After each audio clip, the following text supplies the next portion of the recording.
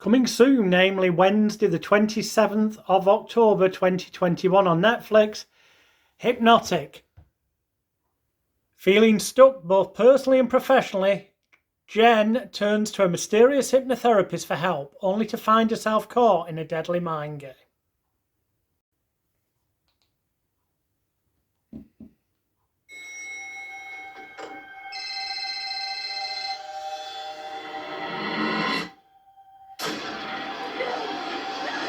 Yes, you can hypnotise somebody over a phone. Dr. Mead, this is the Jen? Yes, I'm the Jen. Very nice to meet you. What do you do? I'm sort of in between jobs. I have general anxiety, so sometimes it's hard to feel motivated. Hypnotherapy is good for anxiety. He changed my life. Have you ever tried hypnosis?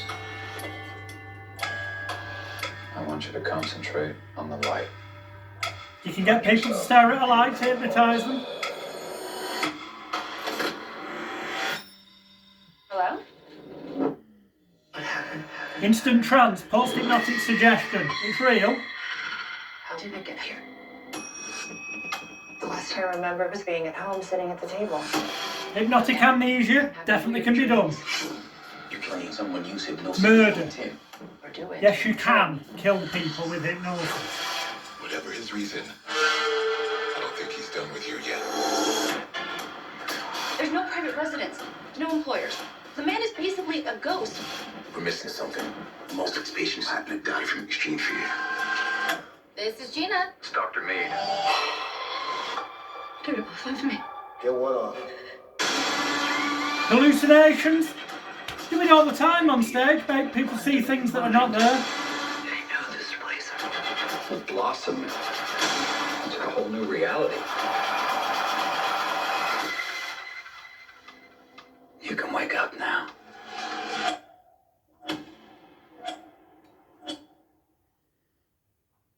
In a nutshell, yes, everything in that trailer genuinely can be done. Any hypnotist that tells you you cannot hypnotise somebody to do things against their morals or their values is either blatantly lying to you, or they quite simply have been lied to when they were taught, so they've come to believe things that are not true themselves, or they quite clearly don't know what they're on about. Should that put you off going to see a hypnotherapist? No, because a hypnotherapist should obviously go to one who's got good feedback, who's been personally recommended to you, who's got proof of training properly, and who's got a clean criminal record check. Use common sense. But are these things possible? Yes, they are. Hypnosis in the wrong hands can be very dangerous.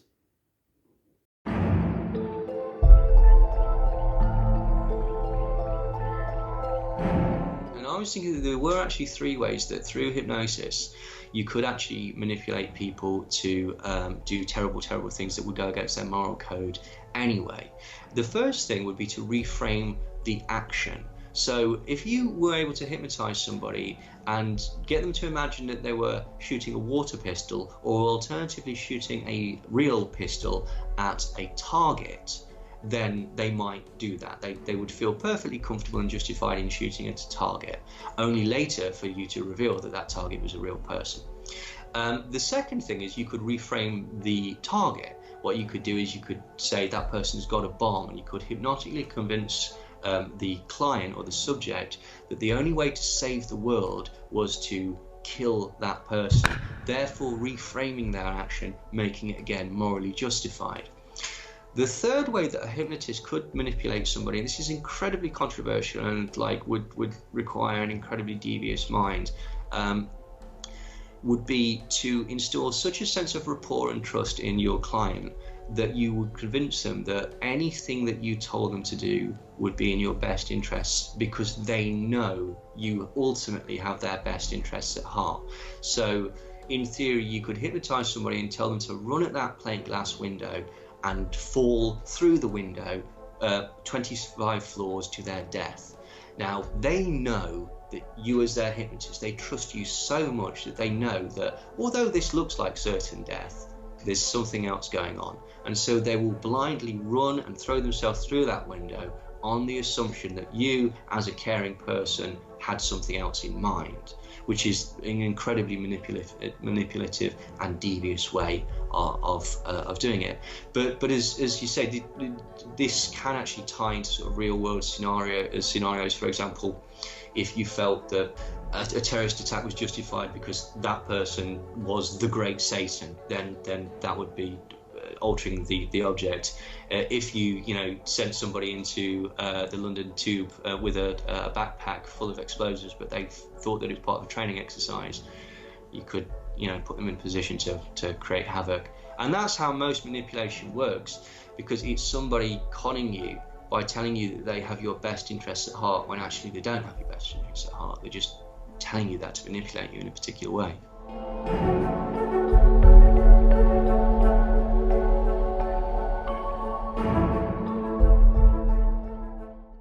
Hypnosis, hypnotising people. Hi, my name's Jonathan Royle, but I was born Alex William Smith on the 13th of August 1975 whilst my parents were travelling with Gandhi's circus here in England. Indeed, at the age of 3 I made my stage debut as Flap the Clown, and as life developed I got into the realms of magic and sleight of hand. And during this journey that I've learned many things along the way, one main thing I learned is that we're living in a human circus.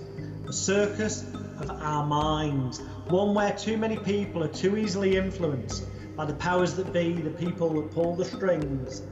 It may sound like a conspiracy theory, but in our forthcoming documentary, I'm going to reveal to you how every area of your life, from the banking system to schools, the education system, the police and legal system, to the mass media, to even shopping on the high street, every area of your life from birth through to death has been scripted. But sadly, for most people, the script wasn't written by you. It was written by people that want to control you, that want power over you, that want to make money out of you. This is the greatest show, but it's time for you to become the ringmaster of your own mind. In extreme danger, extreme hypnosis.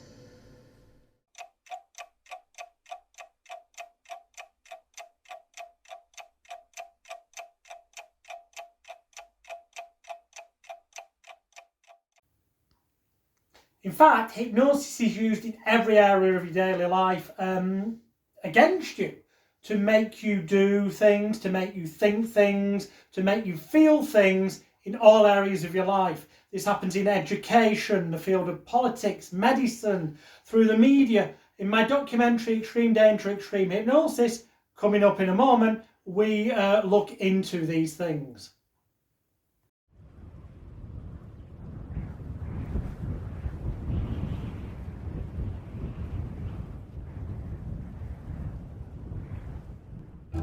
If you give them the illusion of choice, they think they're living in a freedom world where they've got some kind of influence.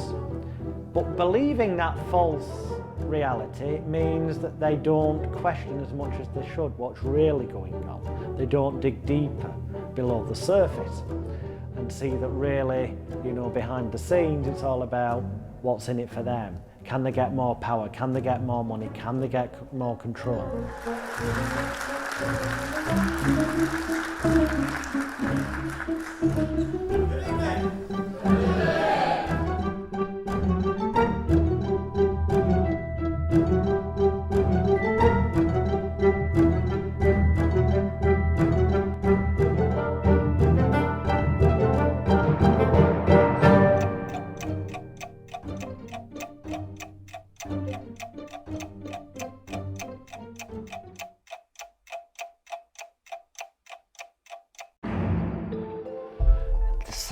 There is no short answer to that. How did I get into all this weird magic, hypnotism and all the related stuff? Because I kind of didn't have a choice.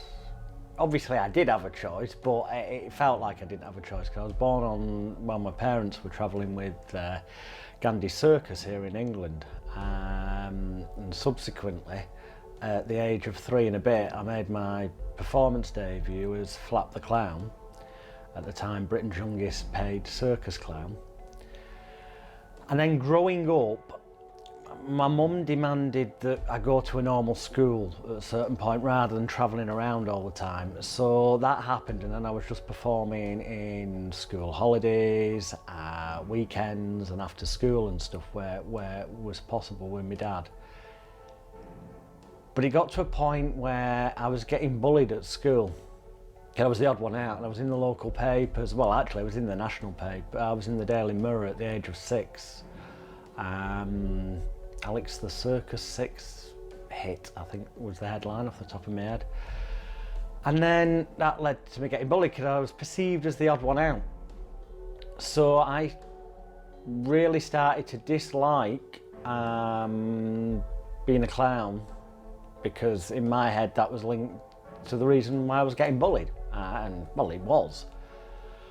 But by that point, I guess you could say I developed an addiction to an audience clapping and the laughing at the right times, which is showing appreciation or love, you may say.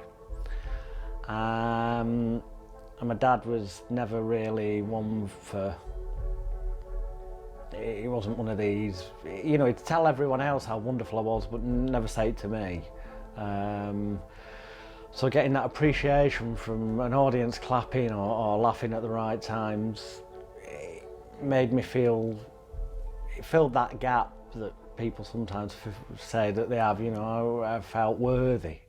The conscious and intelligent manipulation of the organised habits and opinions of the masses is an important element in democratic society. Those who manipulate this unseen mechanism of society constitute an invisible government, which is the true ruling power of our country. We are governed, our minds are moulded, our tastes formed, our ideas suggested, largely by men we have never heard of. And this is the logical result of the way in which our democratic society is organised.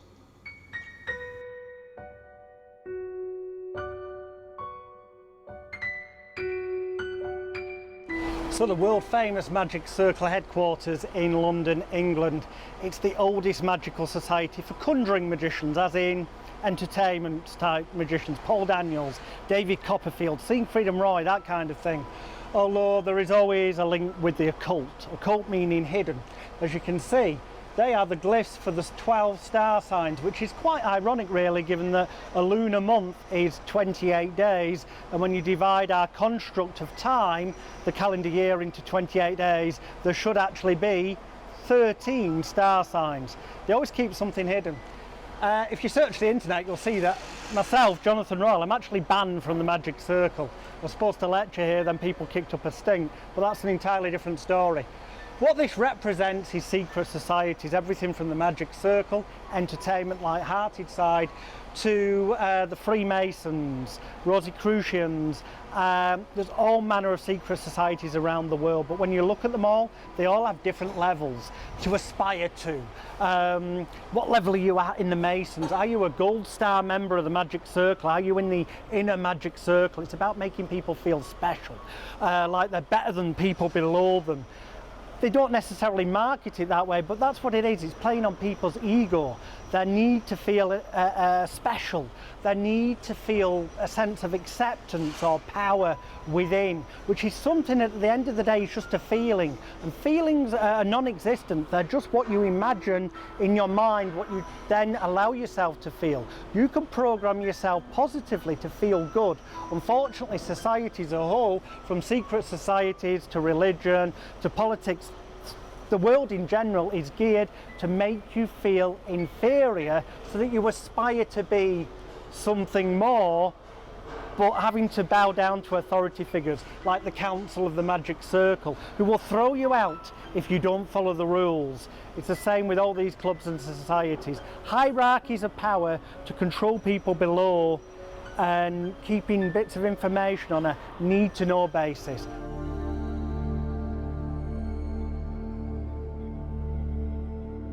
However, it goes all the way to the top of power echelons around the world, to things like Bohemian Grove in America, where once a year world leaders meet up, and if you search Bohemian Grove and the owl, they have this owl kind of statue. Now, obviously the powers that be, who've ever been confronted and ever spoken about this, people who attend, world leaders, presidents, politicians, banking founders, or really the people at the top of the tree, they tend to say that no, we have this ritual, yes, but it's a dummy that's used, and it may well be. Now that we live in a more media savvy age. But interestingly, if you search on YouTube for Bohemian Grove, you will find videos of someone who managed to get their way in there, and at the very least it will raise some very odd questions in your mind, and you'll think, hang on, why are these world leaders, people we're trusting to run our country, taking part in what to an outsider looks very much like satanic ritual abuse ceremonies? People would say something like, oh, the Masons control the world, for example, something like that. I don't know whether that's true.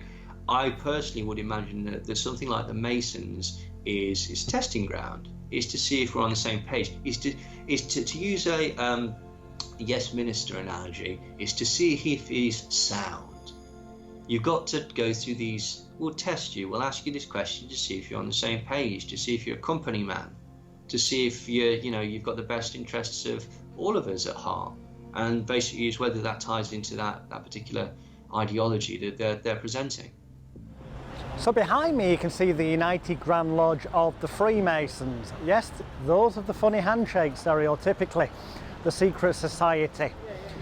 I urge you to research not just the Masons, which is like kind of the UK secret society but does go around the world, but also things like the Bilderberg group in America. The Masons, some say that they have 33 degrees or 33 levels. Why 33? Well, it's 3 and 3 twice. The power of 3. You have the conscious mind, the unconscious stroke subconscious, and the superconscious or universal consciousness, group mentality. The power of 3, it's like triangles have 3 sides, the pyramids have 3 sides. The secrets are there if you look. The thing to research is sacred geometry. Research sacred geometry and you'll see the magic power of 3. Repetition, when you see politicians making speeches, they will say what they're going to say, they'll say it, then they'll repeat what they've said. This is because your conscious picks up on it, then your critical faculty analytical area gets bored the second time and kind of goes to sleep, so the third time it goes directly into your computer bank as a suggestion or a command. The secret rituals galore take place it's kind of all abstract because it's power on the unconscious mind, and it's also about people feeling that they belong to something powerful, and yet there's always somebody above them, that they aspire to get up those levels, and of course they help each other. There's those old stories that if somebody gets done for something, police might turn a blind eye if indeed it's a fellow brother of the Masons. You have to ask the questions, what if? You have to investigate. Don't take anything as read, it's really important. There's a reason these things get termed as secret societies, because there is secrets there.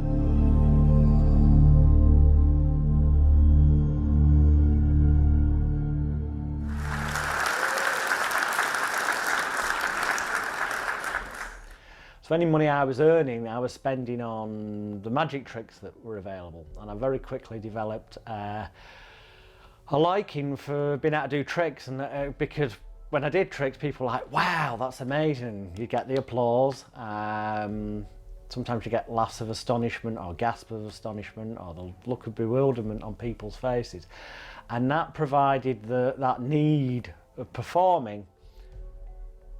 But I wasn't wearing the clown makeup stuff, so it was like, ha ha ha, I was, in my head, I'm rebelling against what my dad wanted me to do. And truth, really, I'm just performing in a different way. And I got daft little tricks when I was young. Little daft things. You might get like, it's how old people start, a little silk, and we kind of just keep poking it into the hand.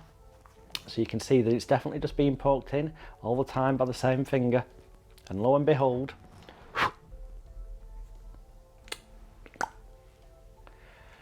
daft little things, but you know, people enjoyed seeing them, and it led to me learning more and more about sleight of hand. And I learned that involved within magic was also psychological techniques to distract people's attention and stuff.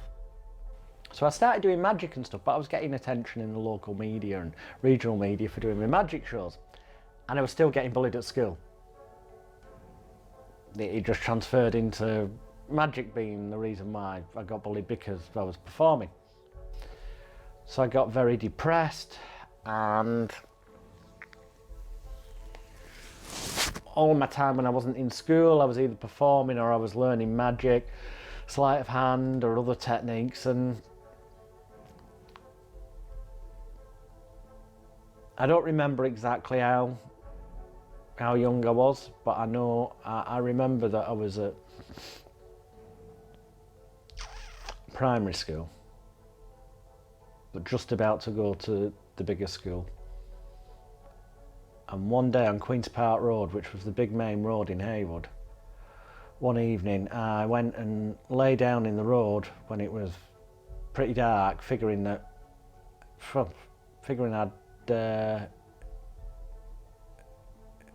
probably get run over, and that would end everything, pain. But what seemed like bloody ages, to the point of boredom, thinking, oh sod this, stand up, walk back, and just as I got to the pavement, suddenly traffic whirred past. It was probably only a matter of seconds, but it felt like forever.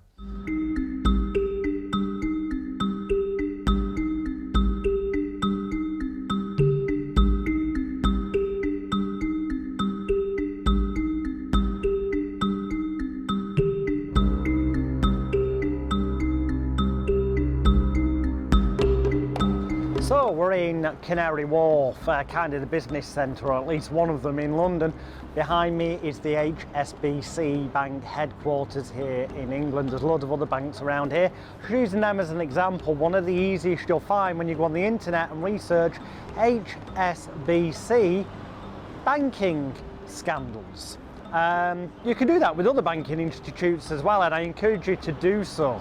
Further, I encourage you to look into fractional reserve banking and the fact that banks are allowed to lend out several times more than they've actually got in terms of reserves in their bank. So if everyone in a bank demanded their money to be withdrawn on the same day, the banks will collapse because they actually don't have that much money. They've lent out more than actually exists. And as we'll talk about elsewhere, money is just an illusion, which if you search that on YouTube, you'll learn all this "I promise to pay the bearer on demand" the sum of.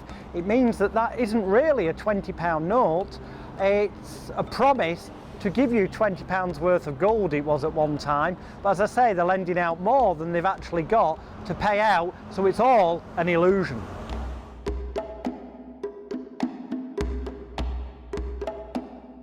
And it's about keeping people suppressed and not having the power or freedom or finance to move forward. But we've been led to believe that money is a sign of what our worth is. That, you know, what you get paid is a sign of how good you are, and therefore the better you get a job or the more you get promoted, the more you get paid. So people have been conditioned to the idea that if you get paid more, you're worth more.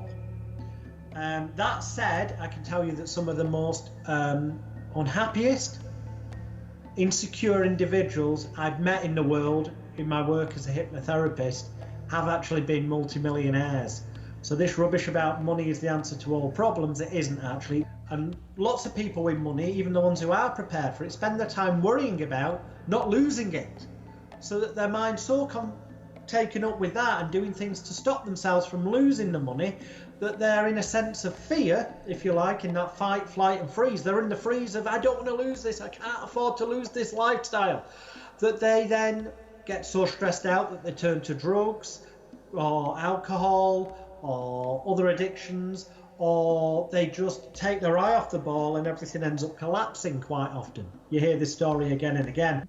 One of the Rothschilds family, who own banking, not all banking, but they're one of the big, you've got your Rockefellers, your Rothschilds and such like, research the quote, and you'll find sites that say he never said this, but you'll find evidence that he did.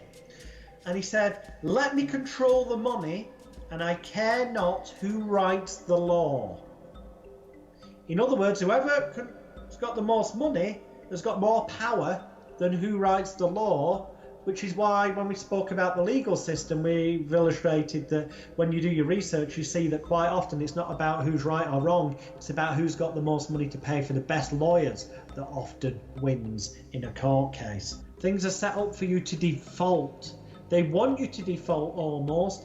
That's why they chuck credit at people at certain times. They'll have a period where they chuck credit at people easily because they want people to end up defaulting down the line, so that they can take the properties off them. It's about people at the top becoming the richest landowners again. Well, they are the richest landowners, but it's about taking back even more control.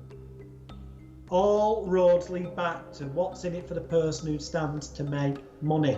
And if they stand to make money on any level, then the chances are they've not got your best interest at heart.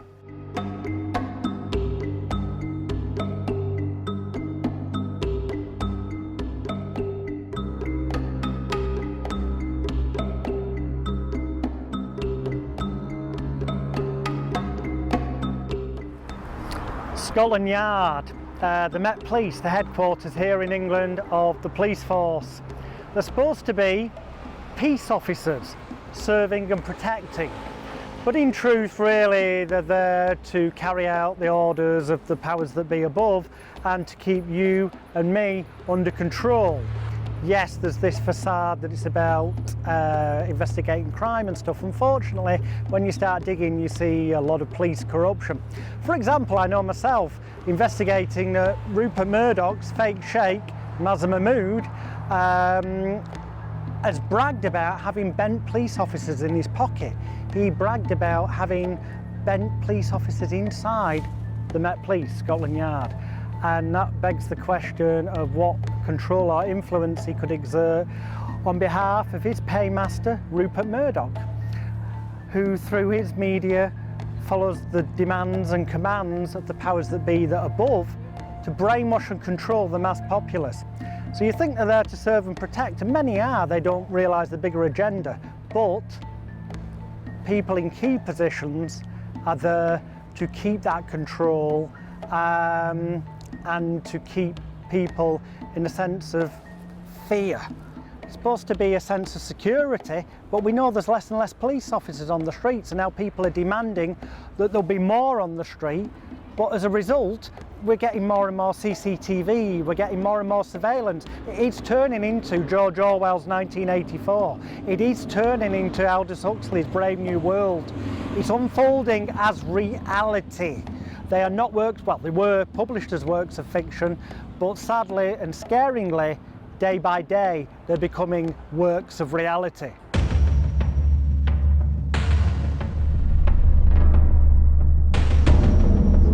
But the thing that really comes to mind that I want you to be aware of and think about right now in terms of Scotland Yard is, take the name example of Daniel Morgan. This is in England, the most investigated murder in British history. Unfortunately, it's the least successful most investigated murder in British history because nobody has been convicted of the murder yet. But as you can see on my website, circusofthemind.net, there's evidence that links the names of Rupert Murdoch, the media mogul's former employee, Mazza Mahmood, the fake sheikh, is linked to a company called Southern Investigations, a private investigation firm that have been provably shown to have had corrupt links with high-ranking police officers and inspectors, and some would argue people formerly positioned within Scotland Yard. Come to your own conclusions, check your own links, but it's interesting to note quite often how many people involved in these things, especially high-ranking officers, end up being able to be shown as being members of the Freemasons, the secret society. They have the secret handshake, as it were, and they're different levels of secrecy, and the more you rise up the ranks, the more you learn the truth about what's going on, and the more you also end up in a position where you're compromised. You will soon learn that although in some contexts these people are apparently there to protect us, that it does seem quite often there to protect the people who are truly powerful, the money people, the people behind the media and such like. Another thing I want you to think about is this: the Magna Carta, common law. The Magna Carta, common law, which basically means that as long as you treat people the way you'd expect to be treated yourself and do not physically, emotionally, psychologically harm them in any way, then effectively a lot of so-called statute laws don't apply, because the Magna Carta is supposed to overrule that. Now, if a policeman ever asks you, do you understand? Remember this, the legal language is called legalese. It's completely different than what you think words mean in a normal dictionary. So you think you're answering, yeah, I understand what you're saying, but no. In legalese, when you say, yes, I understand, you're actually saying, yes, I stand under you. In other words, you're saying, I am obeying your authority. The moment you say that, you have consented to abide by their rules. The only rules you should be following are common law, the Magna Carta, and therefore, rather than saying you understand, say, yeah, I fully comprehend the question you've just asked me. Never say you understand.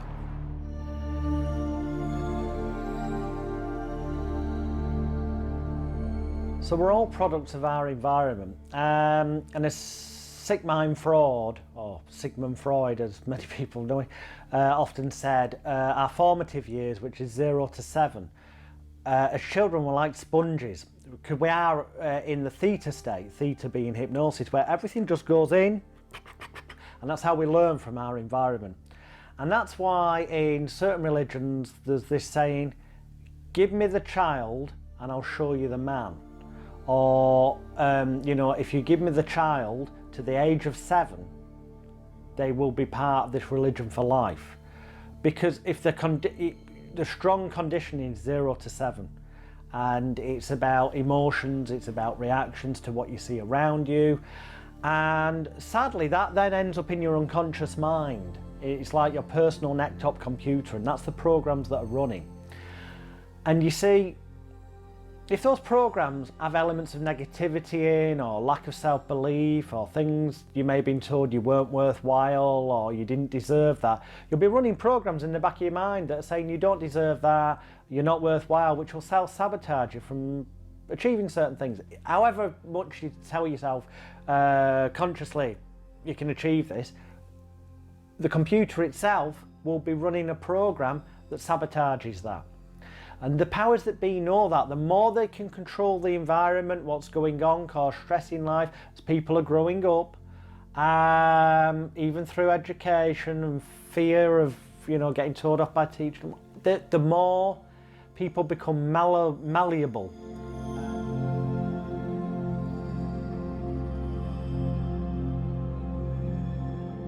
The British Psychological Society, the Tavistock Institute, 2 signs hidden on a back street of London. I mean, the Tavistock Institute basically started as a Tavistock clinic. It was during the First World War by a gentleman called Hugh Price Miller, and what they were trying to do was help soldiers that were suffering from shell shock, or what we would now call post-traumatic stress disorder. And with people like John Rawlings Rees, they basically started to look at ways of getting people out of this trauma, but also seeing how trauma actually affected people. And what's horrible is that basically with all of these things, despite the sort of the certain medical benefits, they will take the opposite data and they will use that themselves. And they started to realize that essentially trauma has an incredibly effective way, is an incredibly effective way of manipulating people. If you put people into a traumatic state, then they go into fight or flight, and they often look for an authority figure to make things better. This is just human instinct. And what they basically decided through a gentleman called Kurt Lewin, who was there in the 30s, was that the best way to control society was to input elements of trauma from an exterior point constantly. Now, trauma doesn't have to be something like a terrorist attack or anything. It can literally be like uncertainty about your job, or about the price of food, or about anything that can cause any stress or worry inside you. And what they found was that basically the best way to control populations was to keep them constantly at a sort of humming level of trauma. If possible, to try and reduce them to a blank state, which Lewin called a tabula rasa, and then you can essentially fill that in themselves. Remember, we were talking about the concept of the manufacturing of consent and painting pictures inside people's heads, telling them how the world is and how to react to the world. If you could do that, then essentially, you can control them. If you've got a sort of, how someone will react to a certain stimuli, then you can base your reactions on their reactions. The Tavistock Institute and the British Psychological Society on a back street in London, in the middle of nowhere apparently, seems all very innocent until you go searching and you look at the Tavistock Hospital many years ago, which was the precursor to the Tavistock Institute. And it's no coincidence that it's in the same building as the British Psychological Society, that are linked in with psychiatrists, DSM-5 and earlier versions, which is all about medicating people with drugs for apparently mental illness. The truth is, it's all about medicating people, keeping them under the control. And if you look back, you'll see that the Tavistock Hospital has links to MK Ultra, the mind control experiments that were done linked to the CIA in America. And that linked into that, believe it or not, and check this for yourself, is Joseph Mengele, who committed those atrocious experiments on people in Nazi camps in Germany, and then was smuggled to America and worked for the CIA and MK Ultra. Now in this present day, it becomes the British Psychological Society, looks innocent and fair. It becomes the Tavistock Institute, where in actual fact it's still about brainwashing, mind control and social engineering. They promoted a concept called social turbulence. Social turbulence is essentially taking that concept to the nth degree, creating constant crises within society, creating constant trauma within the members of that society, so that they're overwhelmed. The other thing that they did was they sent out what were called shock troops. Now, shock troops were essentially troops to proliferate this concept of trauma and to add to the future shock that was going on. And these were sent out to various institutions around the world. Kurt Lewin himself actually helped start MIT and Stanford Research Institute, and was on the board of the National Institute for Mental Health and various Esalen and the Wharton School of Economics, and various sort of massive institutions within America, for example. And so by influencing and infiltrating these institutions and these companies at the top level, then this concept of trauma, introducing fluidity in society that Kurt Lewin wanted to promote, it's not only coming from the sort of psychological aspects, it's being spread out into the sort of more broader aspects of society, where it can actually have an effect, and it can utilize that mechanism to alter your perception and to alter your belief structure.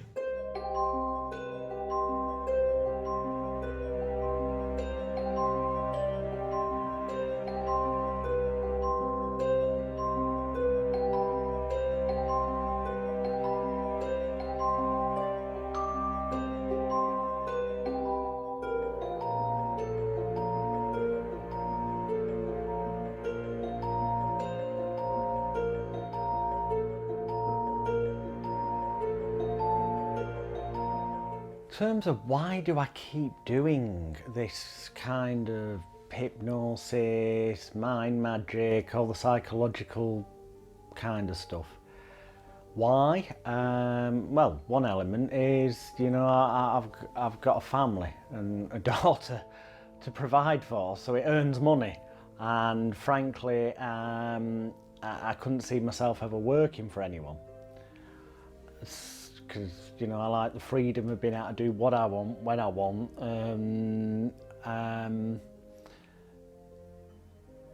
So, yeah, an element's obviously the natural thing of life, having to pay the bills.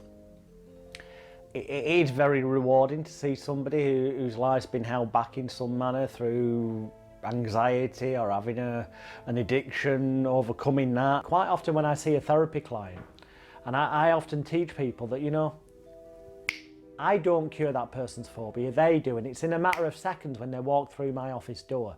Because when they walk through that office door, they're leaving behind all blame, shame, guilt and regret. Could you see, if they just woke up one day and said, I'm no longer going to see spiders when they run across the room and start crying like a baby, I'm just not going to do that anymore. They're fully capable of doing that, but if they were suddenly to do that, the family and friends and loved ones who knew them as the spider phobic would go, what's happened? And if they said, well, I just decided to stop doing it, people would say, well, why didn't you do that sooner, you fool? And that would make them feel shame, blame, regret, daft. So even if they did try that, they would relapse to prove that it wasn't that simple, and they'd go back to that problem. That's quite often why relapses occur. Whereas if they go and see a therapist, after they've gone through an important seeming ritualistic process, attached importance to it by paying money, for example, when they leave and they make those changes for themselves, which they always could have done, if people say to them, why didn't you do it sooner? They can go, well, I tried, but it wasn't that simple. But fortunately, I found this therapist, and you know what? Now it's become ridiculously easy for me to change my life. But that removes all self-blame, shame, guilt and regret from them. They're not to blame, they needed that help, and that person worked some kind of magic or process for them.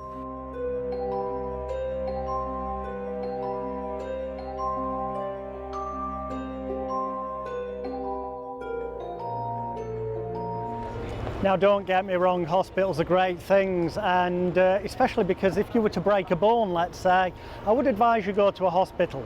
It will eventually heal itself, but not necessarily in the direction you'd want it to. So medical help does come in. So don't get me wrong in that regard. However, hospitals have a vested interest in making you physically well so that you can be there and perhaps have to have follow-up medication, sometimes for life, because medical industry, and it is an industry, make no mistake, generally speaking, is more concerned about making customers than cures, because drug companies can then keep prescribing stuff, selling stuff and making profits. It's the same thing with the big C, cancer. They're never going to release a cure if they found one. Why would they? It would then mean that there no longer be any need for research, and things like cancer research, as a so-called charity organisation, makes multi-millions of pounds profit for the people at the very top that are involved. It's all an illusion of truth, where in truth, you know, you see the places that they're apparently there to help, and to a degree they are, but then there's the bigger picture that, you know, drugs, people with mental health or get labelled with mental health issues get put on antidepressants. And if you read a book, for example, like The Emperor's New Drugs by Irving Kirsch, you'll see that he's done a meta-analysis of all the studies that were done on antidepressant drugs. And the conclusion is that they're either just about the same effectiveness as a placebo, or in many cases the placebo actually works better and has no chemical side effects. But of course the placebo and the power of your mind doesn't make profits for the powers that be. The drug industry and the medical industry are not in the business of creating or giving cures. They're actually in the business of creating customers. Because if you were to create a cure for something, once the person's cured, you can't make any more money out of them. And unfortunately, for example, cancer is a multi-million and millions of pounds business for the drug companies, for the producers of chemotherapy and stuff. And there are studies out there, and in fact people who used to work in the medical industry who've now retired, if you go searching, who've now kind of turned whistleblower and openly say that more people die of chemotherapy effectively than they actually do of cancer. Look at the history of medicine, conventional medicine, what people consider to be the, respectable and real, look at the history of conventional medicine, and you're actually looking at the history of the placebo effect. In other words, and as a hypnotist I use the placebo a heck of a lot, because hypnosis is purely suggestion and suggestion is placebo. They're one and the same thing. Essentially, all conventional medicine, all medicine of any form, is largely a placebo effect. Now, I'm not saying that when you break your leg and it gets put in plaster that it's the placebo effect that knits the bone back together. Of course it's not. It's the way the body naturally heals that does that. However, the placebo effect and positive thinking can help you recover more rapidly and quickly. That's why, for example, sports people use hypnosis and similar techniques. Mind over matter truly does exist. Unfortunately, that doesn't make money for drug companies and pharmaceutical companies. And if more people were told the truth of how reprogramming their personal neck-top computer and kind of installing antivirus software for the mind, because your mind does control your body, and you've only got to look at the works of the likes of Dr. Bruce Lipton, the author of The Biology of Belief, who is one of the leading lights in the world of epigenetics, and he's a cellular biologist, and he's finally come to the conclusion and published proof and evidence and studies that through mind power alone, reprogramming our personal neck-top computer, we can actually cause cellular genetic change in the body. And yes, he does go into details that could mean that mentally, possibly you could imagine yourself, for example, see a field of rabbits that represent your mind and body, and that they are going along and they are pulling up and getting rid of all these cancer carrots from the field, so it only leaves healthy carrots that are growing. And that this visualization, used ideally with hypnosis or a state that puts you into a theta state of mind, which is hypnosis that we've talked about elsewhere in the documentary, can actually cause a knock-on, because the unconscious, subconscious mind works in abstract images. So you take that abstract image and could actually cause your body to fight in a manner where you produce more of the blood cells you need to and kill off the negative stuff. And studies have been done to show that this actually genuinely can help cancer patients. Do some research, find out for yourself, follow the money. There is no way on this planet. Imagine this, tomorrow, a cure was found for cancer, a real one that was guaranteed to work 100%, or as near as can be. Immediately, cancer research is out of business. Do some research and look at how many millions of pounds the directors at the top of organisations such as that are making. Is it really in their interests for a cure to be found? What are they going to do if a cure was found? There's no reason to raise any more money anymore, and therefore there's no money coming in, so there's nothing to pay them their millions of pounds. Do the research, follow the money. They're creating customers, not cures.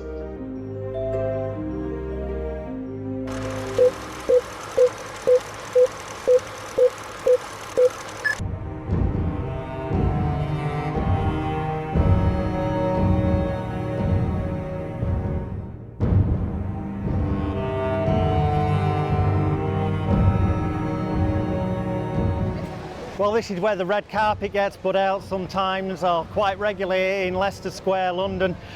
Cinema, films, it's another area. There's a whole Hollywood sexual abuse scandal to look into on the internet, and we'll mention that later. But also it's the fact that films absorb you. You look at the big screen, you almost become involved in it, and that puts you in the theta state. Now, where entertainment gets into sort of, again, this sort of what we call a manufacturing of consent is where you're getting things like Transformers movies and X-Men movies and stuff like that, which on the face of it is just, entertainment. It's trite, it's tittle-tattle, who cares? It's just purely for a little bit of escapist fun. And it really isn't a lot of the time, because essentially there's a clause within Hollywood that is to do with the CIA's liaison office that suggests that essentially you can borrow or you can use machinery from the Department of Defense and the US military, tanks, planes, aircraft carriers, whatever, at an incredibly low rate, on the assumption that you let the CIA liaison office have final say on the script. So essentially, they're not going to let you do anything that's going to have a negative effect on the promotion of American foreign policy or the American military. In fact, what they want to do is they want to use something like Iron Man or the Transformers movies as a way of making the military look pretty cool. So actually, it's a very, very subtle recruitment tool. In the way that Ivy Lee or Edward Bernays would use newspaper articles that were essentially, oh, this is just a story, but it happens to be promoting a particular product. That's exactly the same way, and it's basically promoting the product, which is the US military, but it's hidden and embedded behind Transformers. So all you're seeing is, wow, look at these explosions, wow, look at that cool helicopter. And the opposite is true. Basically, you'll get films where essentially they refuse to let the CIA or the Department of Defense have a rewrite, and so they aren't allowed to use their equipment, and they have to go elsewhere, and the production becomes far, far more expensive and complicated. King's Cross, London, world famous thanks to the Harry Potter books and films, thanks to J.K. Rowling, the struggling writer who got rejected so many times, and then wonderful fairy tale. She lands a deal, and it becomes probably the best-selling book in history, with the exception of the Bible, another work of fiction, but that's an entirely different story. What we can learn from this is quite simple. People as a mass populace are looking for a secret. They're looking for hope. They're looking for the solution. They're looking to fill a gap inside themselves. It's like everyone deep down knows there's something more. Deep down, you know you don't have to listen to these so-called powers that be. Deep down, you know politics is a sham, religion's a sham, the whole control system's a sham. But most people are so scared of doing something different and stepping outside of the group that's why they love reading things like Harry Potter. Harry Potter's the outsider, but he's got these magical powers, and he appears to be able to, you know, fight and save Hogwarts and all the other wonderful things that happen. And people reading that, it resonates inside them, that feeling that they wish they could do something different. They wish they could work magic to make changes. A lot of clients in hypnotherapy will be sort of skeptical or worried that they won't be able to be induced into trance, or that they'll be able to resist it, and the therapy won't work. And so what I always do is I say, well, have you ever cried at a film? And 9 times out of 10 they'll actually say yes, they cried at a film, and obviously some people will be, you know, macho and say no. The point is that if you've cried at a film, it means that you are susceptible to hypnotism. What happens is that you allow the suggestion of the reality conveyed by the film to actually affect you on an emotional level. You know that that's not actually happening. You know that whoever is not really dead, but you go along with that idea, and it affects your subconscious and affects your emotional reaction to what is being portrayed to you on the screen. And the second thing that I would always say to people is that we don't actually hypnotize you as a hypnotherapist or a hypnotist. What we do is we provide the scenario that allows you to easily make yourself go into a hypnotic state or into a trance state. And how do you do that? Well, you do that by creating a relaxing atmosphere and through repetition. And this is how people go into a hypnotic state, watching television and watching films. People used to think it was the flicker rate, and it's not the flicker rate on the television as such, it's the learned repetitive action of being in a relaxed state and giving yourself over to another person who's going to impart information onto you.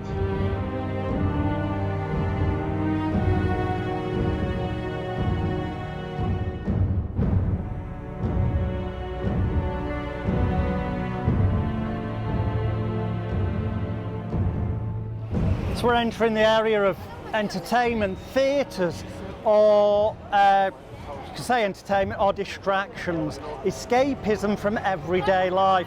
Just like the television in the corner of your room providing escape from everyday life. So you get addicted to going and spending money on those things without then looking at perhaps more important things in life that you should be looking at if you weren't being distracted by all the messages coming from the powers that be. Now, in the West End, you get musicals, yeah. You also get plays. Now and again, you get variety entertainment. that element doesn't really matter too much. Again, Leicester Square, it's films, it's more, pre-recorded rather than live. But what they all have in common is that, as an outsider looking at a distance, this is a world of glitz and glamour. It's a world of look at what you could aspire to. It's on one level. It's a world of giving people hopes and dreams. But deep down, people do have that little desire, the majority of people, that they want.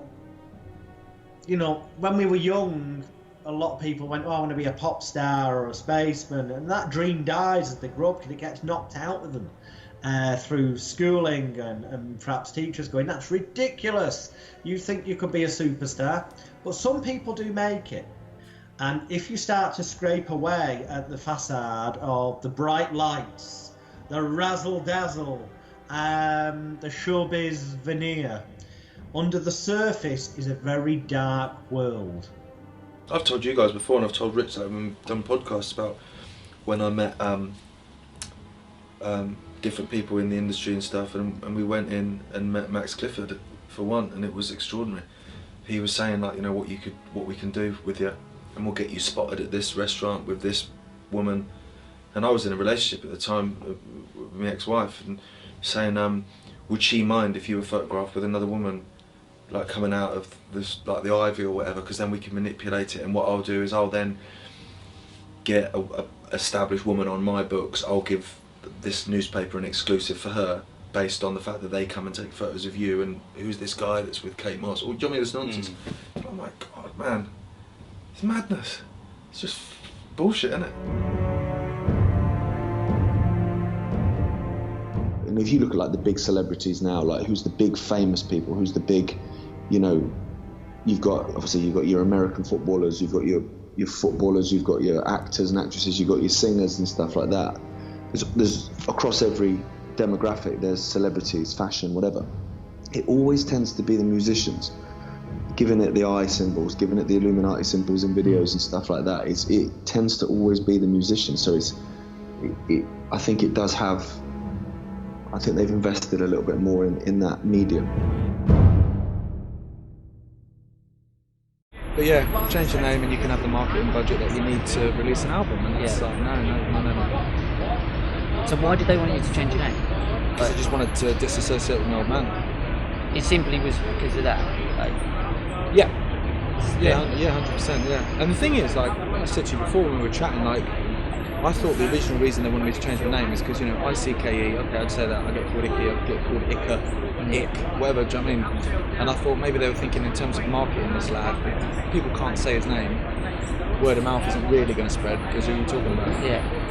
And if that had been the reason, do you know what, I'd have probably gone with a band name. Yeah. Like an Aqualung, or like a Badly Drawn Boy, who were just solo artists but under a band name.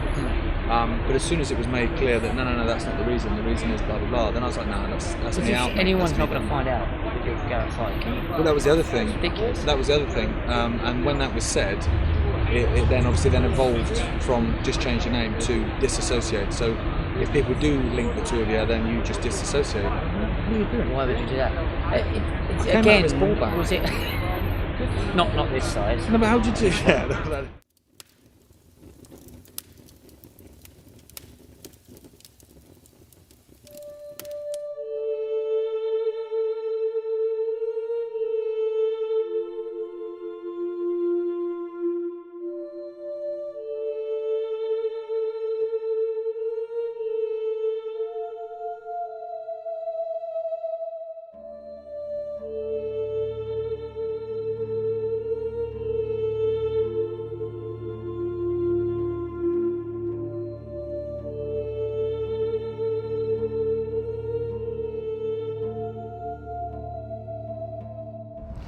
Religion, the belief in, sorry to offend, but a non-existent, invisible God.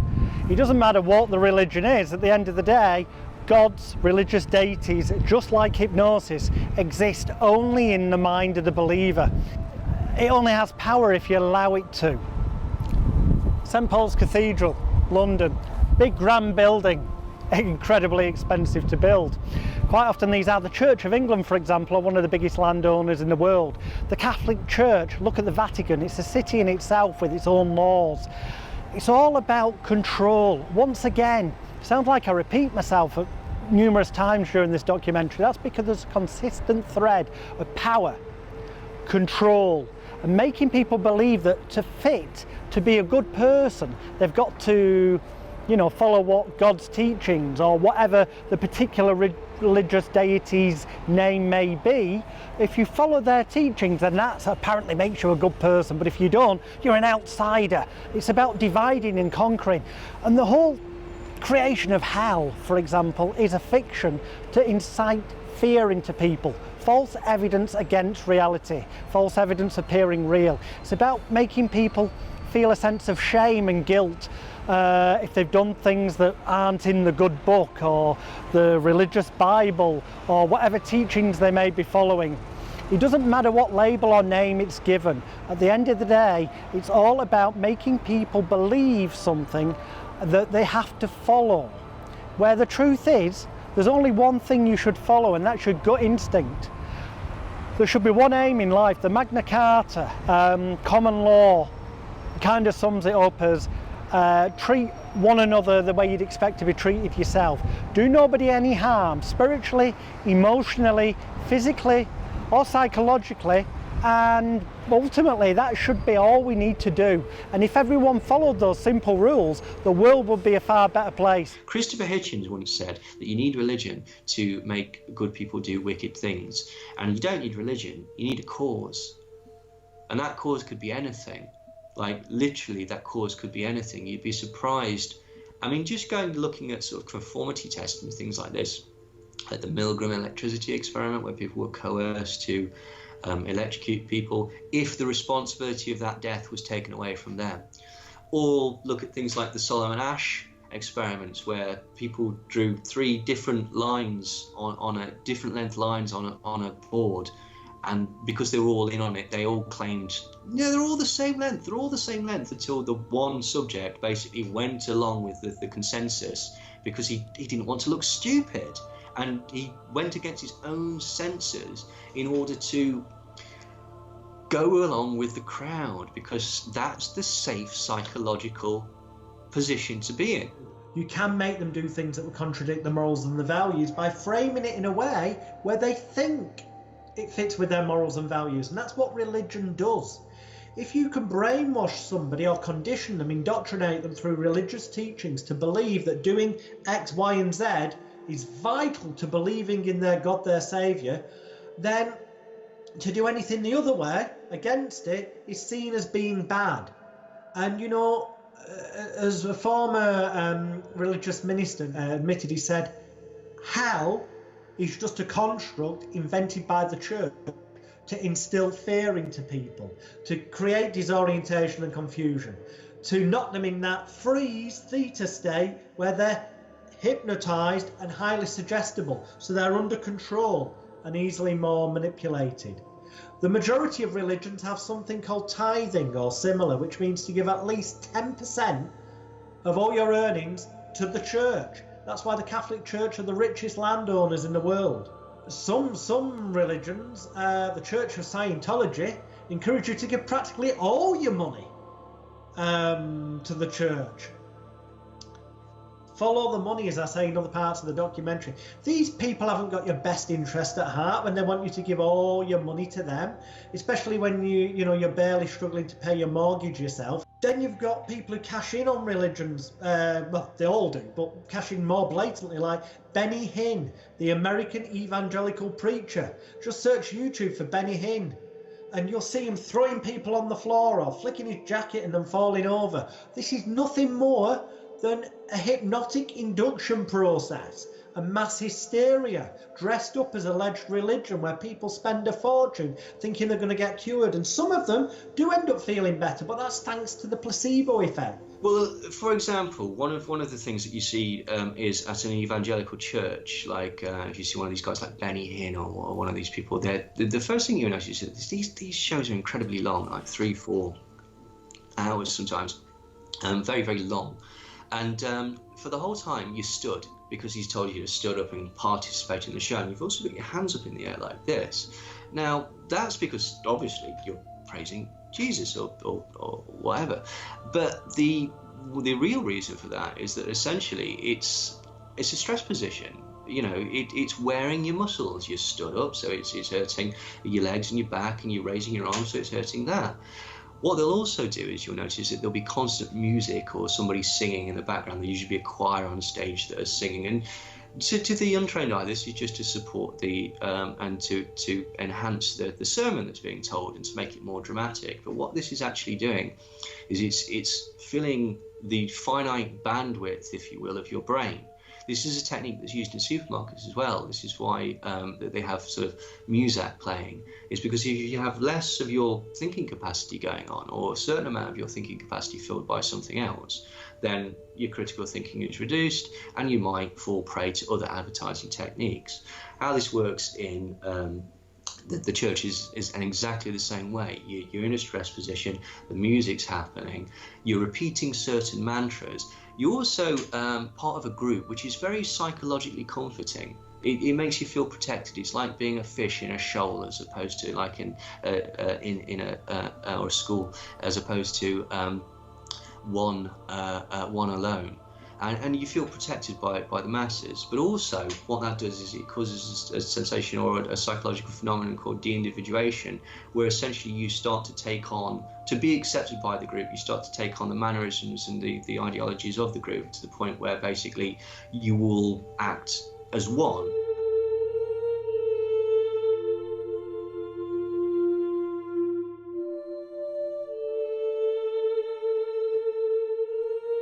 Religions are like everything else, a control system to make you do what other people want you to do.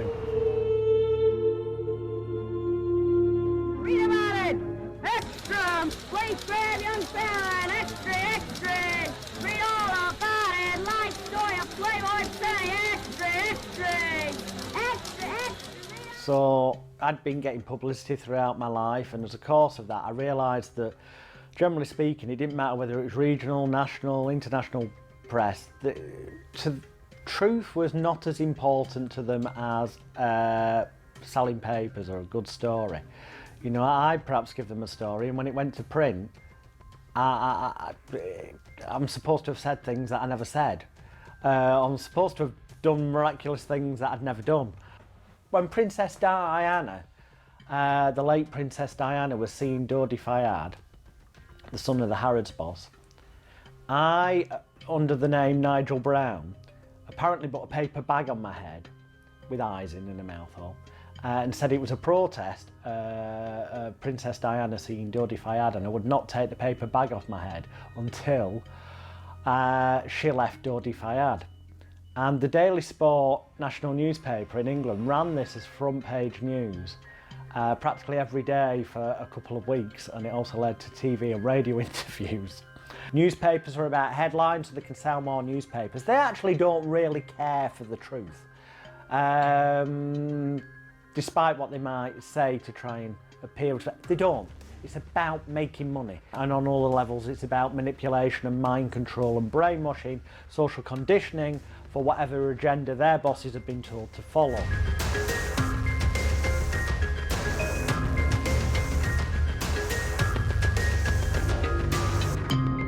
Number 1, London Bridge, London. Search it on the internet and you'll find that it's the offices of News UK, formerly News International, the London HQ for Rupert Murdoch's media publications.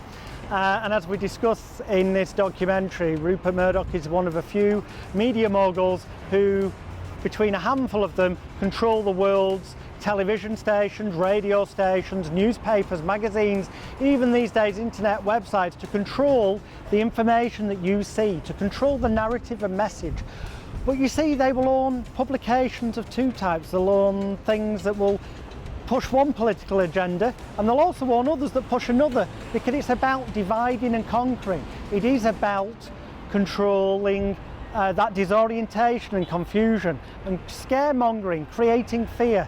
That's why there's that saying in the news industry of, if it bleeds, it leads. Atrocities terrorism attacks, murders, they make front page news, not the great news that's happening every day in the world. It's bad news that sells, and also it's bad news that incites fear into people and holds them back in life and makes them look up at the authority figures and say, please keep me safe. Another thing that's worth mentioning is Rupert Murdoch has backed every winning Prime Minister in British history for decades. In other words, he controls, on behalf of his puppet masters above him, the money people, what is put out to brainwash you, the mass populace, so that you vote on the people they want. Politics is just an illusion of choice. That's why they change the narrative in the press, to make you do what they want, to make you think what they want. So then I'd heard about, and I'd been seeing stories in the News of the Screws, or the News of the World as it was called, a Sunday newspaper in England, run by Rupert Murdoch, who's known worldwide, a media mogul, and he had this newspaper, News of the World, and one of its journalists was called Mazza Mahmood. He was also known as the Fake Sheikh. He was dubbed as that because he used to dress up as an oil sheikh and convince celebrities and royalty that he wanted to offer them a part in films or TV shows or whatever, but then it was suggested that they get some cocaine for him or something, and it was implied that by doing that they were guaranteed the job. That's a very simplistic explanation. There was a lot more going on behind the scenes: intimidation. People who posed as his bodyguards would, when he wasn't around, say, you know, if you upset him, and they'd imply that you could come to harm. And I wanted to expose this because I thought that then that would make a great story to go to a rival news company, one that wasn't a Murdoch paper. Now, to make this clear, it was March 1998 when I started this process of trying to expose Mazza Mahmood. By April 1998, I'd been charged with 2 counts of delivery of counterfeit coins, alleged counterfeit coins. Coins that the Crown Prosecution Service said at the time had been forensically tested and proven to be counterfeit coins. And in 1999, at the last minute, due to bad legal advice, I changed my plea from not guilty to guilty with mitigating circumstances, that I'd been entrapped, intimidated, the evidence videos, some of them have been lost, others have been spliced together to give a misleading impression, and all the things that have come to light as reality since 2014, when British pop star Talisa Kontos-Stavlos's trial collapsed in July 2014, and the judge branded Mazza Mahmood, the Fake Sheikh, a liar, which ultimately led to him being tried and convicted for conspiracy to pervert the course of justice and jailed for 15 months. But it also exposed that everything I'd been saying from 1998, when my attempt to expose him backfired, in so much as it landed me in prison for a short period of time, that everything I'd said had always been true. It doesn't.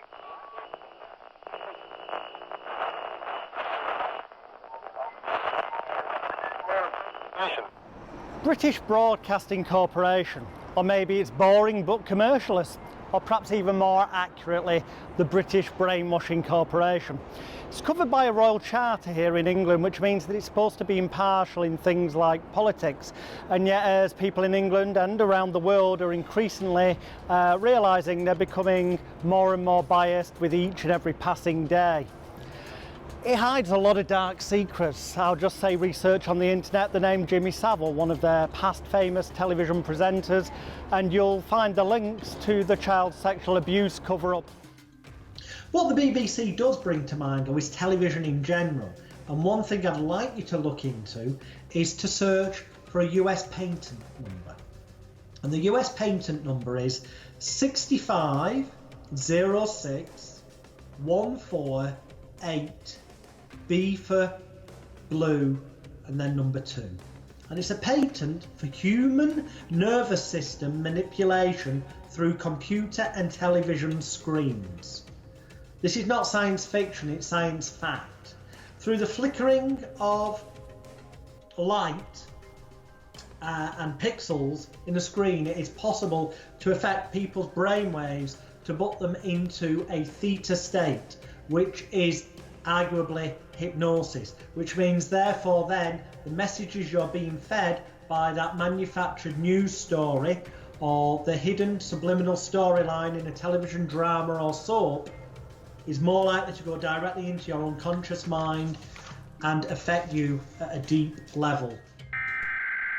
We interrupt our program to bring you this important message. It's quite ironic. I'm going to stand a bit away from the BBC, and there's a good reason, because in 1998 I was paid a sum of money by a production company that was making a television show for the BBC called Kilroy, a morning chat show. They paid me money because it was the first day they were going to head-to-head with the Trisha show on ITV, another television station, and they wanted to win the ratings battles, so they created a publicity stunt, a television moment, a water cooler moment they might call it in America, and they paid me to streak on that live television show.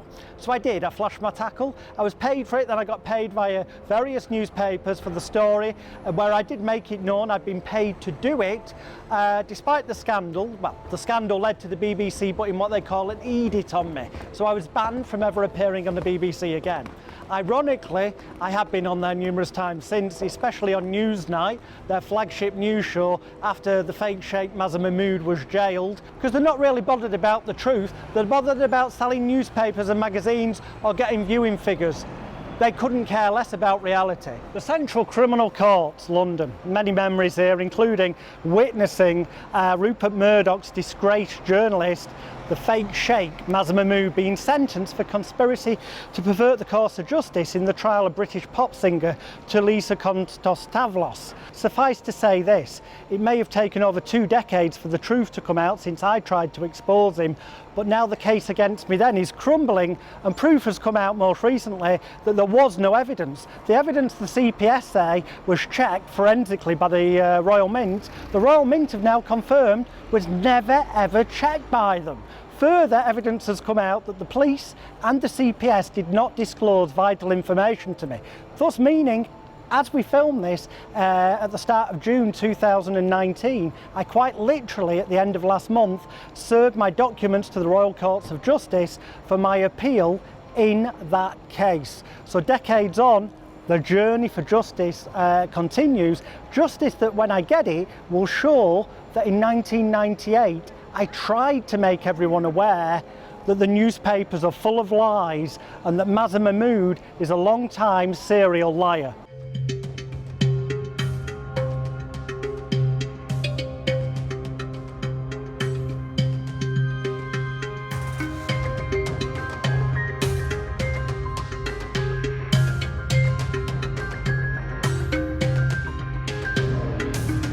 People think the legal system is about truth and honesty.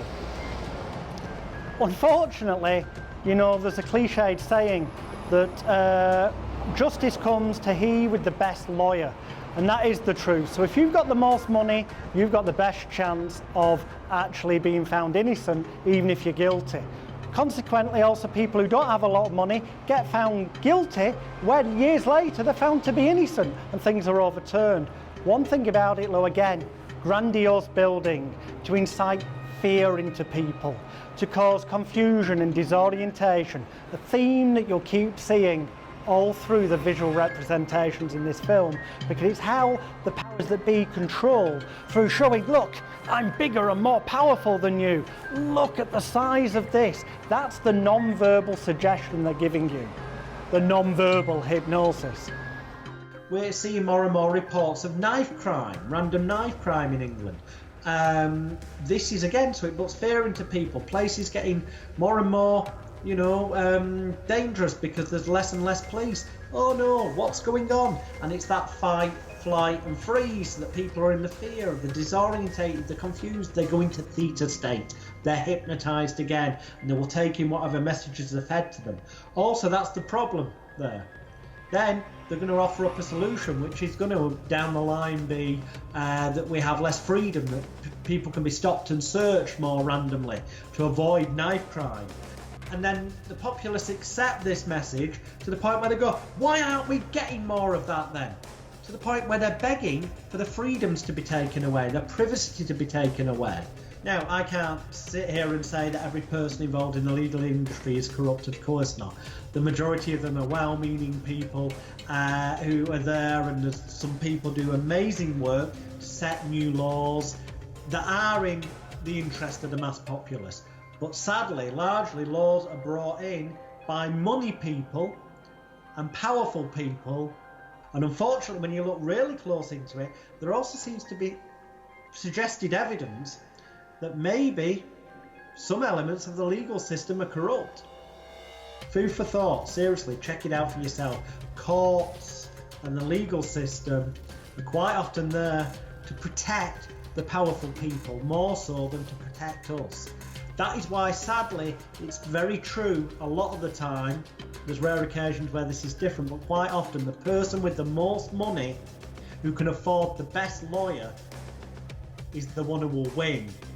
I think there's very, very powerful people. I think they've been billionaires and trillionaires for a long, long time, and I think they want to stay like that.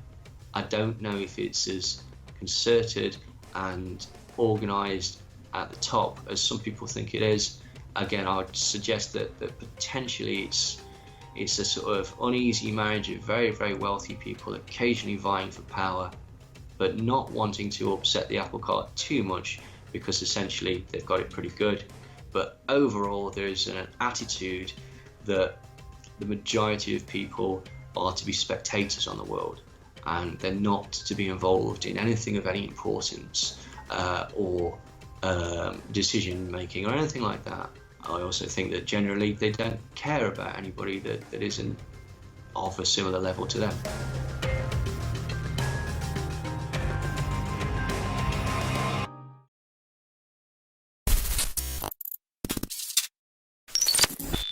Finally, people are starting to wake up, people are starting to use their voice.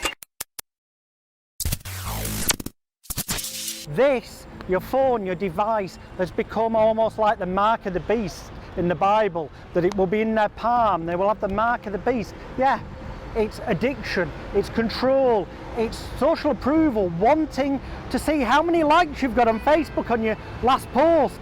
Oh dear, 20 minutes has gone by, has somebody shared me video? Because it makes you feel good inside, it makes you feel worthwhile. Well, you know what? You can feel worthwhile by sending yourself voices in your head, messages of self-worth. Hello, welcome back.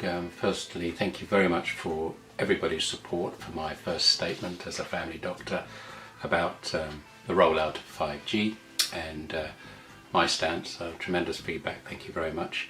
So this is a statement from me, Dr. Robin Kelly. I'm a London qualified medical doctor of 44 years standing. I've spent the past 2 years or so researching the effects of various electromagnetic frequencies, including non-ionizing radio frequencies. So what is being proposed and is already being rolled out in the 5th generation of 5G is a significant increase of intensity and frequency of radiation into millimeter waves, able to carry considerably more information and with a considerably shorter lag time, almost instantaneous. This is deemed essential by the industries for competitive business networking, better gaming, and virtual reality experiences devoid of motion sickness. It also provides the necessary electromagnetic field enveloping background for the coming Internet of Things. The bottom line, though, is that there have been no independent scientific studies showing that the proposed rollout, already happening in certain areas of the world, is safe. Without safety studies, then humans and animals exposed to this new mix of frequencies become the lab rats, or as the Minister of Environment in Brussels named us, guinea pigs. The clear fact is that by increasing the frequencies, intensities and the pulse nature of electromagnetic waves impacting on our bodies, we are going to go into unknown territory. The independent scientists who have studied the effects of existing radiation have expressed deep concerns about this, extrapolating that this is a very dangerous move. An international moratorium of scientists and physicians are calling for a halt to the rollout of 5G, citing the precautionary principle, which forms the basis of good health science. In other words, first do no harm. Just one example of a mainstream report on 5G, and this is from the New York Times. Your 5G phone won't hurt you, but Russia wants you to think otherwise. So your 5G won't hurt you. So they're transfixed with this idea that as long as the 5G doesn't burn your skin, which is the only safety levels that have been checked, then that's all right. In fact, if it did cause discomfort, then you'd get out of the way of it and complain. So how has this been allowed to happen? How come commercial interests have been allowed to advance to this late stage while common sense peer-reviewed scientists are being ignored? The answer, sadly, is that these committees carry members with blatant conflicts of interest. In New Zealand, for instance, the government refuses to name the committee members, advising the government on this, even after a request through the Official Information Act.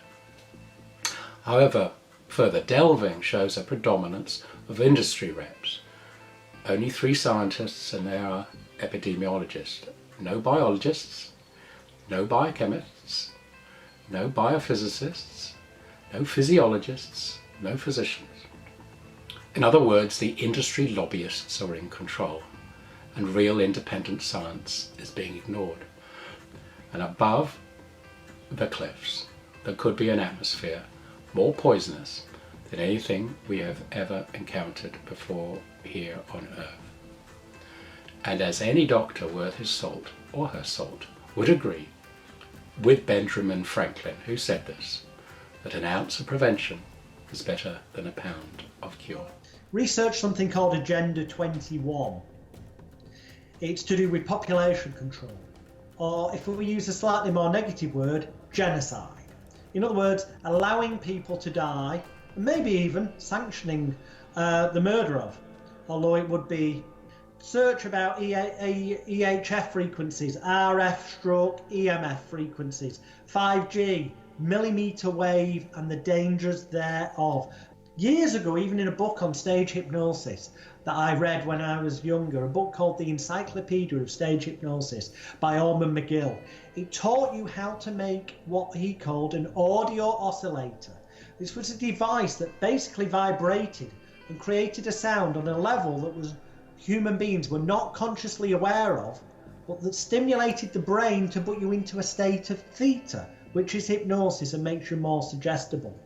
Such devices we know exist and can be connected to lampposts in major towns and cities, so that you can't consciously hear it, but if it's switched on, it repels you from that area, and they use it for crowd dispersal and crowd control and keeping gangs away from certain areas.